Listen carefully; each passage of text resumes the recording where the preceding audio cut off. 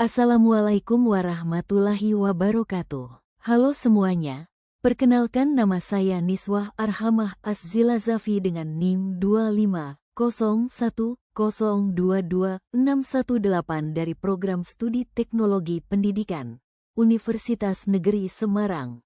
Pada kesempatan kali ini, saya akan memaparkan materi mengenai teori belajar dan pembelajaran abad 21, khususnya tentang operant conditioning. Materi ini akan membahas bagaimana perilaku manusia dapat dibentuk melalui konsekuensi dari tindakan yang dilakukan. Konsep ini sangat penting untuk dipahami, terutama dalam konteks pendidikan, karena berkaitan langsung dengan bagaimana guru memberikan penguatan kepada peserta didik. Apa itu operant conditioning? Operant conditioning adalah salah satu teori belajar yang dikembangkan oleh B.F. Skinner. Teori ini menekankan bahwa perilaku dapat ditingkatkan atau dikurangi melalui penguatan, reinforcement, dan hukuman, punishment. Dalam pembelajaran, konsep ini banyak digunakan untuk membentuk perilaku positif siswa melalui pemberian ganjaran atau konsekuensi yang sesuai. Operant conditioning merupakan proses belajar di mana perilaku seseorang dibentuk oleh konsekuensi yang mengikuti perilaku tersebut. Jika suatu perilaku membawa hasil yang menyenangkan, maka perilaku itu cenderung diulangi. Sebaliknya, jika perilaku itu membawa konsekuensi yang tidak menyenangkan, maka perilaku tersebut kemungkinan besar akan dihindari. Penguatan, reinforcement. Dalam teori ini, penguatan atau reinforcement memiliki peran yang sangat penting. Penguatan adalah segala sesuatu yang memperkuat atau meningkatkan kemungkinan munculnya kembali sebuah perilaku.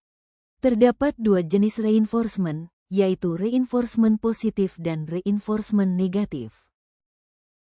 Yang pertama yaitu reinforcement positif. Reinforcement positif adalah pemberian sesuatu yang menyenangkan setelah seseorang melakukan perilaku yang diinginkan. Contohnya, guru memberikan pujian, nilai tambahan, atau hadiah kecil kepada siswa yang mengerjakan tugas tepat waktu. Dengan begitu, siswa akan lebih termotivasi untuk terus melakukan perilaku tersebut. Yang kedua ada reinforcement negatif. Berbeda dari namanya, reinforcement negatif bukan berarti hukuman. Reinforcement negatif adalah penghilangan hal yang tidak menyenangkan setelah perilaku yang diharapkan muncul. Misalnya, guru berhenti menegur atau mengingatkan siswa setelah siswa mulai menunjukkan kedisiplinan. Kondisi yang tidak menyenangkan dihilangkan, sehingga perilaku baik akan lebih mungkin diulang. Hukuman, punishment. Selain penguatan, Skinner juga menjelaskan adanya punishment atau hukuman. Hukuman diberikan untuk mengurangi atau menghentikan perilaku yang tidak diinginkan. Misalnya, memberikan tugas tambahan kepada siswa yang melanggar aturan, atau memberikan peringatan tegas kepada siswa yang mengganggu proses belajar. Namun, penggunaan hukuman harus hati-hati agar tidak menimbulkan efek negatif seperti rasa takut atau tidak nyaman. Terdapat dua bentuk hukuman. Yang pertama yaitu punishment positif, yaitu pemberian konsekuensi yang tidak menyenangkan, contohnya meminta anak mengerjakan tugas tambahan karena mendapatkan nilai buruk. Berikutnya yang kedua ada punishment negatif, menghilangkan stimulus yang diinginkan atau menyenangkan setelah suatu perilaku untuk mengurangi kemungkinan perilaku itu terulang.